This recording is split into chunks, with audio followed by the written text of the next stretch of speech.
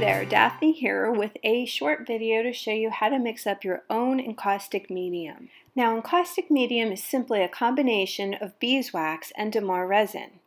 You can purchase encaustic medium that's ready to go, and I do suggest this for those who are just starting out, or if you aren't ready to invest in the tools needed for this process. You can download a list of all the tools and materials I used for this on my course website. The primary advantage to mixing up the medium yourself is that it is less expensive to buy the beeswax and resin individually than it is to buy the prepared medium. It's also nice to have control of the ratio of beeswax to resin. I'll talk a little bit about the benefits of that later. I start out by weighing out my beeswax. You can purchase beeswax in block or pellet form, and you can select white or natural beeswax. I like to purchase it in pellet form because it melts much quicker. I'm using white beeswax, which is natural beeswax that has been bleached. It's important to note that the bleaching process used to make the wax or medium you purchase should not involve actual bleach or chemicals, but instead use filtration and/or sunlight. I also purchase natural beeswax to use when I am mixing up my white encaustic paint because I love how the color helps to soften and warm the starkness of titanium white. So I begin by measuring out my beeswax. You don't need a specific amount. You can mix up as much or as little at one time as you prefer. I'm going to fill up my loaf pan twice, being careful to jot down the weight of the wax each time I add it to the skillet. I will completely melt the wax, and then I'll add the appropriate amount of Damar resin to get the correct ratio. I use a ratio of 8 parts wax to 1 part Damar resin.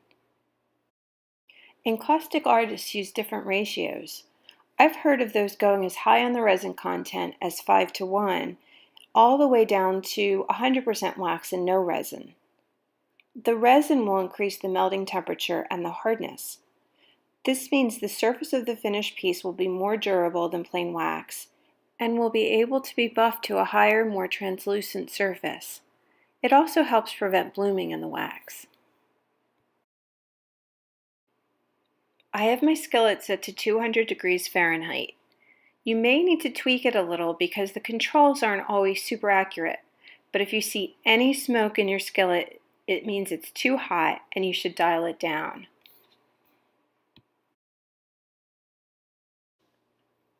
Once I have all my wax in the skillet, I do a quick calculation to determine the weight of the resin I will add. I take the total weight of the wax in the skillet and divide that number by 8. So I had added about 328 grams of wax. 328 divided by 8 is 41. So I will add 41 grams of resin. The resin I purchased was very chunky, so I had poured it into a plastic bag, wrapped that in an old towel, and hammered it out until it was pretty much finely crushed. The resin is very hard and will make holes in your plastic bag, so be careful when you transfer it into a storage container. It's also a good idea to wear a mask when you're working with the crushed resin, because it can create some dust, as you can see in this video.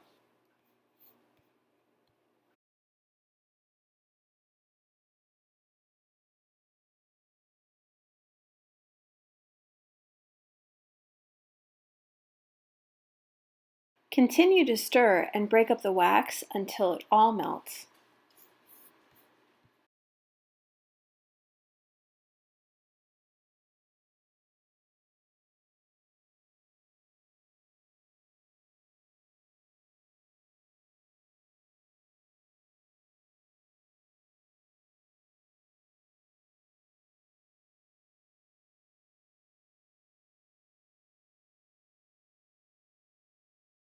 Once the wax is melted, I sprinkle in the resin and start to stir. The resin is very sticky and will start to clump up, but keep mixing and eventually it'll blend in.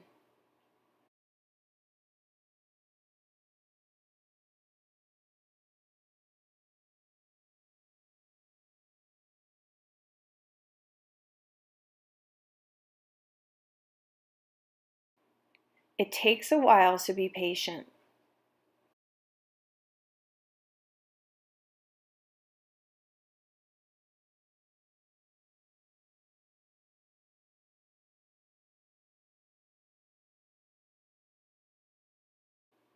I'm going to speed up this video a bit, but for this amount of medium, the blending process took about 8 minutes in real time.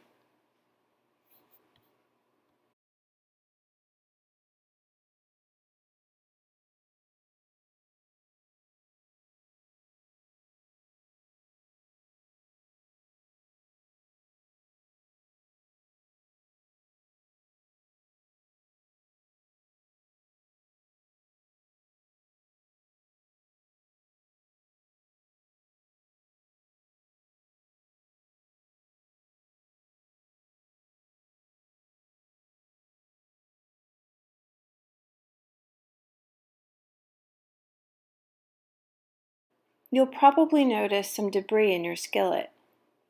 This comes from the resin. Damar resin is a natural material that is harvested from trees. It's actually tree sap from a specific type of tree, so it's normal to find little bits of bark and other organic materials in it. I'll filter that out in the next step.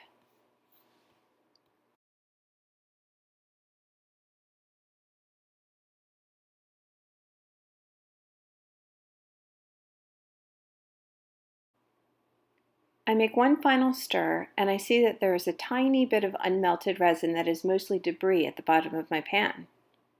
I can just remove this with my spoon.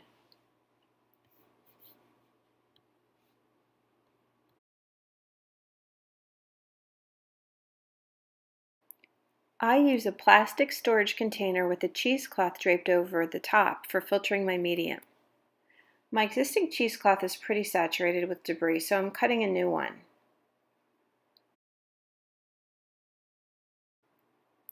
This cheesecloth has been folded twice, so there are actually 4 layers here.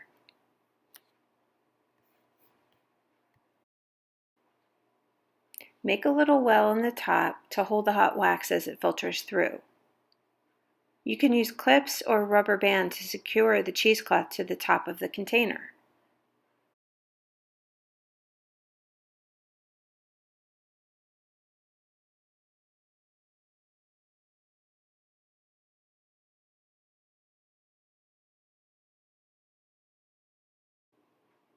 Very carefully pour your wax into the cheesecloth. A bit of my wax spills, but that's okay because I'm working on a metal surface. A simple sheet of parchment paper would have worked even better. Just allow the wax to cool completely, then you can peel it off and pop it right back into the skillet. If there are any bits of bark remaining in the skillet, you can wipe them out with a paper towel.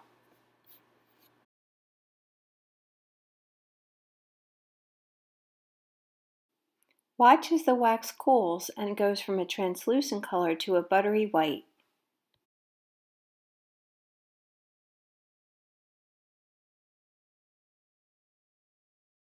Once the wax that has spilled has cooled a bit, I scrape it up and place it back in the skillet so that it can be melted and added back to the container.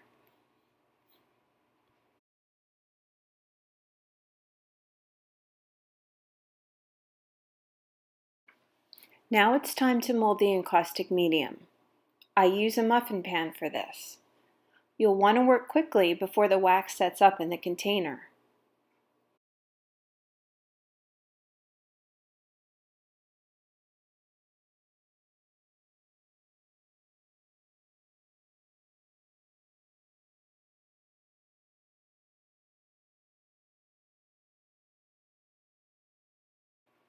I prefer to fill the pans about halfway full.